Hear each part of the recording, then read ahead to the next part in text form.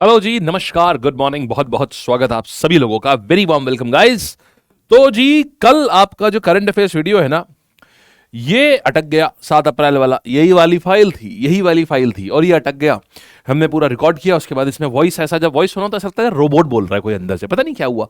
YouTube पे upload करने के बाद तो आज 7 और 8 दोनों ही आपके दिन की खबरें जो है ये आपके खबरी भाई लेकर के आ गए हैं। रेडी, चलिए तो शुरू करते हैं आज की सभा को। गाइस, बढ़िया। हमने आपसे पूछा था आईवीएफ की full form, in vitro fertilized नहीं फर्टिलाइजर। पौंडीचेरी सही है बिल्कुल आंसर आपका, एकदम वेरी गुड। ये निधि आपका आंसर यहां पर सही है, गुड। और बिम्स्टेक के एम्बेसडर इंपॉर्टेंट है, आईएमपी माने इंद्रमणि पांडे। शाबाश गाइस, आओ। ये हमारे क्वेश्चन टॉपर्स हैं, आ जाओ भाई। तो शुरू करते हैं अच्छी कहानी को। देखो, ओपन वेट एआई मॉडल, अब ये क्या है? सैम अल्टमैन साहब ने बोला है कि हम अपना ओपन एआई पूरा फ्री कर देंगे और सबको देंगे यूज करने के लिए। तो आपको लग रहा होगा, अरे अल्टमान प्रभु, कितनी बड़ी बात, कितना बढ़िया। आओ लेकिन इसको डिकोड करते हैं। देखिए, there are no free lunches in the world, है ना। आप भी सोच रहे होंगे यार, क्योंकि जाहिर सी बात है इससे तो बिजनेस लॉस हो जाएगा, फिर कैसे होगा। ये एक लॉन्ग टर्म स्ट्रैटेजी के तहत है। पहले ये समझो कि ओपन वेट एआई मॉडल जो है, यहां लिखा हुआ है ओपन वेट एआई मॉडल जो है, इसको बोला है कि ये ओपन वेट रहेगा। ये एआई मॉडल है जो ओपन वेट रहेगा, क्लोज्ड वेट नहीं रहेगा। अब यार इसका मतलब क्या होता है? एक ऐसा मॉडल जो ओपन वेट रहेगा, क्लोज्ड वेट नहीं रहेगा। सुनो, देखो, ओपन वेट का मतलब ये होता है, एक ऐसा समझिए, जैसे मान लीजिए आपने क्या किया, कोई रेसिपी बनाई, ठीक है, और आपने कोई डिश बनाई, और उसके बाद आपने उसकी रेसिपी एकदम जो भी आपके घर में आया, जैसे कोई भी आपके घर आया तो उसने पूछा ये कैसे बनी, तो आपने बताया अरे कुछ नहीं यार, इसमें ये पड़ेगा, ये पड़ेगा, ये पड़ेगा, ये पड़ेगा, ये इतनी देर तक भूनो उसको, उसके बाद में ये डालो। आपने पूरा डिटेल रेसिपी बता दिया उसको, कि अब वो व्यक्ति भी आराम से वही चीज को बना सकता है। तो उसको बोलते हैं, इसी को बोलता है ओपन वेट कर देना। मतलब जो भी नॉलेज थी, जो भी उसका कोड शोड था, आपने सब दे दिया, ले भाई तुम ले लो, तुम भी बना लो इसको। वैसे ही क्लोज वेट का मतलब क्या होता है कि जैसे मान लीजिए आप किसी के घर गए, आपने बहुत अच्छा खाना खाया, आपने कहा कैसे बनाया, तो कुछ लोग आपने सुना होगा, अरे ऐसे ही, जब खाना हो तो आ जाना, बता देना, बना देंगे, उसमें क्या है। बट वो कभी नहीं बताते कि उसमें उन्होंने क्या डाला है, कैसे डाला है। तो बस यही होता है ओपन वेट और क्लोज वेट का। अब अल्टमान साहब इसको क्यों कर रहे हैं? कारण ये है दोस्त कि अभी ना फेसबुक ने एक लामा, देखो कॉम्पिटिटर सब करवाता है। फेसबुक का एआई मॉडल है लामा, तो लामा ने अपने आप को ओपन वेट कर दिया, मतलब वो पब्लिक को यूज करने के लिए उसकी कोड वोड सब दे दिए। अब क्या है, तो फिर इन्होंने भी इसको किया। इससे क्या होता है? पहला, पब्लिक परसेप्शन इंप्रूव हुआ। दूसरा कि अरे वाह भाई, वो पूरा फ्री मॉडल दे दिया, वाह भाई वाह। दूसरा कि अगर एक बार, अब जितने भी डेवलपर्स होंगे, अब जैसे जैसे ये इसका कोड यूज करना शुरू करेंगे, ये एक पुराना वाला वर्जन जो है उसको फ्री करा हुआ है, ये एक पुराना वर्जन फ्री करा हुआ है। अब पुराना वर्जन जब उन्होंने फ्री कर दिया, तो इससे होगा क्या, अब डेवलपर्स धीमे धीमे इस पर ट्रेन होंगे। अब वो पुराना वर्जन थोड़ा कम फास्ट है, थोड़ा कम अच्छा है, तो फिर उन्हें चाहिए होगा यार, तो यार अब मुझे और अच्छा चाहिए, और अच्छा चाहिए, क्योंकि अब उनकी सारी एप्लीकेशन वगैरह वो इसी एनवायरनमेंट में बन रही होंगी पुराने वाले वर्जन पे। अब उन्हें अपनी अगर एप्लीकेशन और फास्ट करनी होंगी, तो उन्हें ओपन एआई का ही नया मॉडल चाहिए होगा, वो कि एक प्रीमियम मॉडल होगा, ठीक है। तो ये एक अच्छी बिजनेस स्ट्रैटेजी भी है, और एक लोगों के लिए भी अच्छी चीज है। ऐसा नहीं है कि सिर्फ इसमें चालू बनती कुछ नहीं है यार।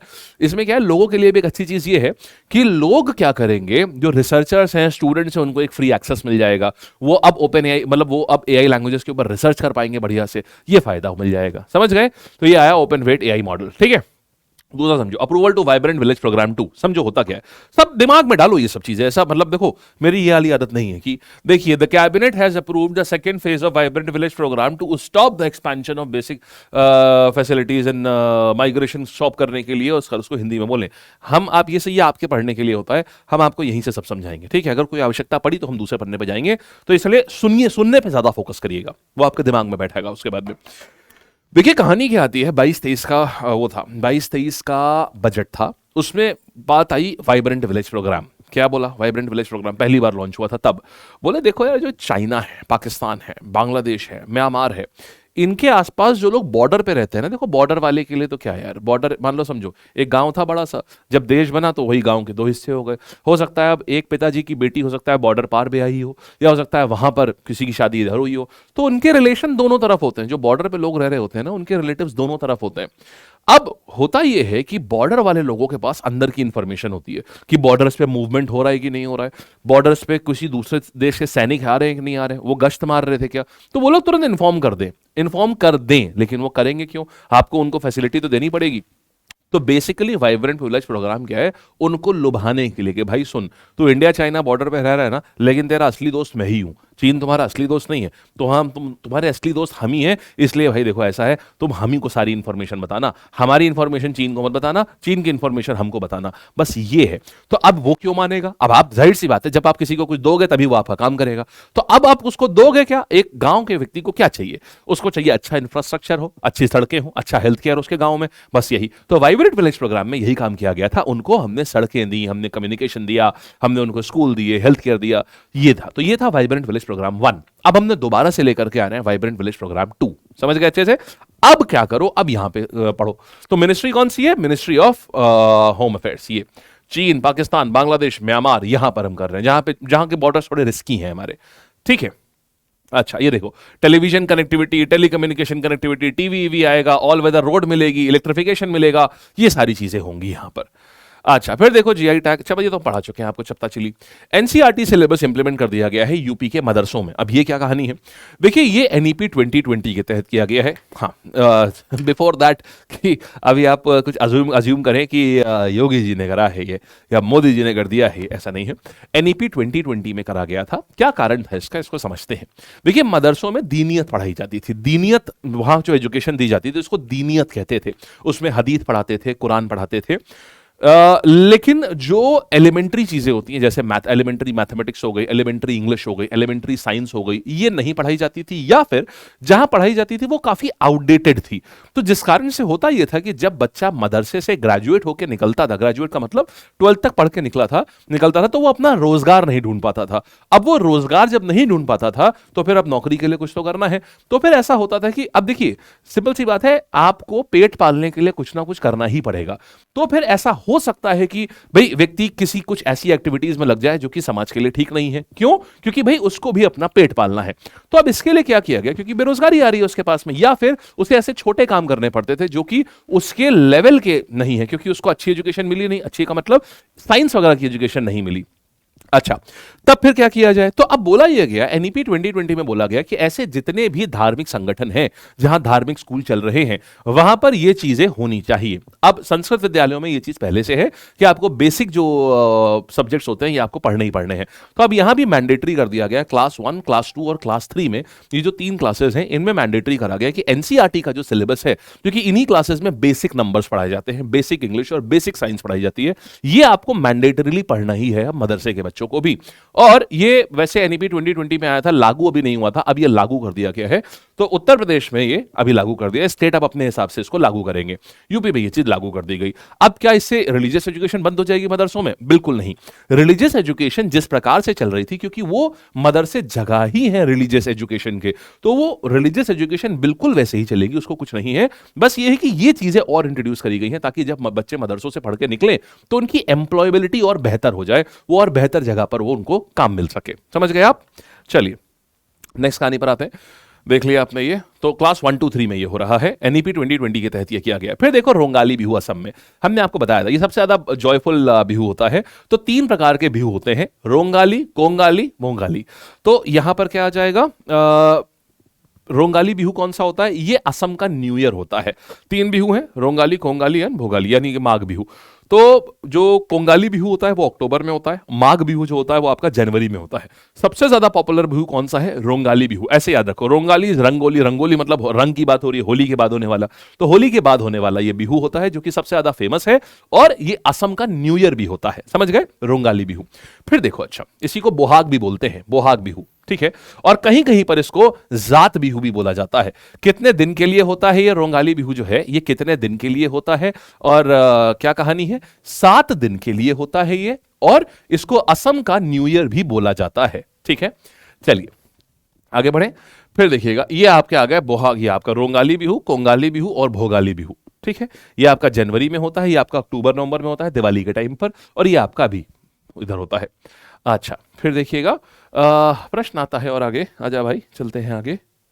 हाँ, Indian equestrian Niharika Singhania world gold medal, 1 gold medal, that's a brilliant news. तो निहारिका सिंघानिया जो है, इक्वेस्ट्रियन का मतलब होता है घुड़सवार, तो भारतीय घुड़सवार जो कि है निहारिका सिंघानिया, इनको गोल्ड मेडल मिला है। किस चीज के लिए गोल्ड मेडल मिला है? ये एक बेल्जियम में एक कॉम्पिटिशन हो रहा था, बेल्जियम में 2 स्टेज में था, और नाम क्या है? ये एजेलॉफ सीएसआई लियर इक्वेस्ट्रियन कंपटीशन, भाई साहब नाम तो याद होना नहीं है तो ये समझ लो इक्वेस्ट्रियन का एक कंपटीशन बेल्जियम में हो रहा था, माने घुड़सवारी का कंपटीशन। वहां पर इन्होंने एक जो घोड़ा इन्होंने राइड किया, नाम है हॉटेस्ट कार्बोनियर, ये घोड़े का नाम है। तो यहां पर इनको इसमें इन्हें गोल्ड मेडल मिला है। कौन है ये जानते हैं? निहारिका सिंघानिया। निहारिका सिंघानिया है गौतम सिंघानिया की बेटी। गौतम सिंघानिया कौन है? रेमंड्स ग्रुप का नाम सुना है आपने? रेमंड्स ग्रुप के मैनेजिंग डायरेक्टर गौतम सिंघानिया, ये एक बिलियनर है, माने अरबपति हैं, उनकी बेटी है निहारिका सिंघानिया। चलिए फिर देखते हैं US citizen arrested for entering sentinel island. Well देखो यार, अभी ये न्यूज में आ गया, ये तो आपसे सेंटिनल इस बार पूछ सकता है। देखिए भारत में ना अंडमान निकोबार में एक आइलैंड है, उसको बोलते हैं सेंटिनल आइलैंड। तो सेंटिनल आइलैंड की खासियत ये है कि वहां पर दुनिया की सबसे पुरानी प्रजाति रहती है, नेग्रिटो प्रजाति के लोग रहते हैं। आपको अगर हिस्ट्री अगर आपने पढ़ी हुई है, सुशांत सर के जो लेक्चर्स थे हमारे इसमें लैब पर जो अभी चल रहे हैं, हाल ही में जब स्टोन एज शुरू हुआ था तो आपने नेग्रिटो प्रजाति आपको पढ़ाया गया है उसमें कि क्या होता है। तो आज भी यहां पर नेग्रिटो प्रजाति के लोग अवेलेबल हैं और ये इतने पुराने हैं कि माना यह जाता है कि लगभग 60,000 साल 60,000 ईयर्स पुराने ये लोग हैं। और भारत ने इनसे नो कॉन्टैक्ट पॉलिसी फॉलो करा हुआ है, मतलब कोई भी कॉन्टैक्ट नहीं होगा उनसे और वो बिल्कुल अपने तरीके से लाइफ जी सकते हैं। वहां पर कोई भारत सरकार उसको रेगुलेट भी नहीं करती और भारत सरकार बाहर से किसी को अंदर जाने भी नहीं देती। तो अभी एक अमेरिकन नागरिक जो है, इनको अलग सी चुल थी इनको, तो ये पहुंच गए वहां पर और वहां जाकर के सेंटिनल आइलैंड के ऊपर ये पहुंच गए। ये कहां पर है देखना। अच्छा अभी नोट्स में ना मैंने इसका मैप डाला हुआ है तो देखना, उसमें अंडमान के पास ही पड़ता है ये। तो अब इनको अरेस्ट कर लिया गया है। ये इनका क्या था कि भाई ये यूट्यूबर थे, इनको दिखाना था, देखो भाई सब लोग देखो सेंटिनल आइलैंड कैसे हैं और दुनिया के सबसे पुराने लोग कैसे दिखते हैं। लेकिन वहां के लोग इन सब चीजों के लिए तैयार नहीं। और दूसरी चीज ये है, समझना क्यों मना करा हुआ है, समझिएगा। हमारे अंदर आज आपके अंदर 50 वायरस है, मेरे अंदर भी वायरस है, लेकिन हमारे अंदर उनकी एंटीबॉडी भी है। यार वो एक नॉन कॉन्टैक्ट आइलैंड रहा है। अगर हम वहां पर जाते हैं, अगर हम वहां पर गए तो प्रॉब्लम ये हो जाएगी कि अब हम जैसे ही वहां जाएंगे, द प्रॉब्लम विल बी कि जो हमारे वायरस हैं वो उनके पास जाएंगे, लेकिन भाई हमारे अंदर एंटीबॉडी डेवलप है हमारे रक्त में, उनके पास उसकी एंटीबॉडी ही नहीं है। तो पूरा का पूरा वो वायरस इतना भयंकर फैलेगा कि पूरा सेंटिनल ग्रुप ही मर जाएगा, क्योंकि उन्होंने वो वायरस उनके पास तक कभी आए ही नहीं, क्योंकि नॉन कॉन्टैक्ट रहे हैं। तो जितने भी वायरस हमारे शरीर में अंदर है, जैसे कोविड का वायरस हो गया, बर्ड फ्लू हो गया, स्वाइन फ्लू हो गया, दुनिया भर के हैं, लेकिन हम लोगों को धीमे धीमे वो वायरस से बीमारियां हुई, हम लोगों ने धीमे धीमे वैक्सीनेशन लिए, पोलियो हो गया, दुनिया भर के वायरस हैं। तो वायरस आज भी इंसान के शरीर में होता है, बस ये कि हमारे पास उससे लड़ने के लिए एंटीबॉडीज हैं, तो हमें उससे कोई फर्क नहीं पड़ता। बट वो वायरस हम जैसे ही उनके कॉन्टैक्ट में आएंगे, हम उनको वायरस दे देंगे और वो वायरस जैसे ही फैलेंगे तो पूरा का पूरा उनका आइलैंड ही तबाह हो जाएगा। इसलिए नो कॉन्टैक्ट पॉलिसी रखी जाती है, समझ गए। चलिए फिर आते हैं। तो नाम क्या है ये? मिखाइलियो विक्रोटोविच, नाम तो रशियन लग रहा है लेकिन सिटीजन वो यूएस के हैं। तो यहाँ चले गए थे, नॉर्थ सेंटिनल आइलैंड चले गए थे ये। फिर देखिएगा सोहिनी रजौला, इनको एग्जीक्यूटिव डायरेक्टर नियुक्त किया जा रहा है एनपीसीआई का, national payment corporation of India. ये एनपीसीआई जो है ये भीम की पेरेंट कंपनी है, मतलब भीम तो एक प्रोडक्ट है, इसी ने बनाया है, एनपीसीआई ने बनाया है। एनपीसीआई क्या है? आरबीआई की एक कंपनी है एनपीसीआई। आरबीआई एक रिजर्व बैंक ऑफ इंडिया जो है, इसने अपनी खुद की एक कंपनी बनाई हुई है, उसी का नाम है national payment corporation of India. ये एनपीसीआई है ये कंपनी और उस एनपीसीआई का प्रोडक्ट है भीम। एनपीसीआई ने, जैसे लैब का प्रोडक्ट है अर्जुन बैच, लैब का प्रोडक्ट है क्रांति बैच, तो उसी प्रकार से एनपीसीआई का प्रोडक्ट है भीम। समझ गए आप? अच्छा, तो इसी की एग्जीक्यूटिव डायरेक्टर आ गई है, नई अपॉइंट हुई है, लगभग 20 साल का एक्सपीरियंस है इनको डिजिटल पेमेंट्स और बैंकिंग में। तो इनका नाम है सोहिनी रजौला, ये इनका नाम है। और सीईओ कौन है इसके? सीईओ है दिलीप आजबे, ये एनपीसीआई के। ठीक है जी, चलो आओ अब जरा करते हैं, देखते हैं कि क्वेश्चंस देखते हैं। तो हाल ही में ओपन एआई के सीईओ हैं सैम अल्टमान, इन्होंने बोला कि कौन सा नया एआई मॉडल ये पेश कर रहे हैं, ये है आपका ओपन वेट मॉडल ये कर रहे हैं। फिर बात करते हैं वाइब्रेंट विलेज प्रोग्राम 2 कौन सी मिनिस्ट्री के अंतर्गत आता है? ये आता है हमारा ministry of home affairs. Next कौन से स्टेट ने अनाउंस किया एनसीईआरटी सिलेबस कंपलसरी कर दिया मदरसों में क्लास 1, 2 एंड 3 में? आंसर आ जाएगा यहां पर उत्तर प्रदेश में। फिर most prominent and joyous festival of Assam कौन सा है? तो ये आ जाता है हमारा रोंगाली बिहू, ये हो गया। फिर यंग इंडियन इक्वेस्ट्रियन कौन है जो कि यहां पर इसमें बेल्जियम में गोल्ड मेडल जीता है? ये आ जाएंगे Niharika Singhania. Then North Sentinel Island कौन से आइलैंड ग्रुप का है? अंडमान का पार्ट है। किसको अपॉइंट करा गया? New executive director of national payment corporation of India, हाल ही में एनपीसीआई का, सोहिनी रजौला, ये हो जाएंगे। And with this we end up, alright. चलो गाइस, तो ये थे आपके पूरे करंट अफेयर्स। मुझे उम्मीद है मस्त जबरदस्त आपको समझ आया होगा।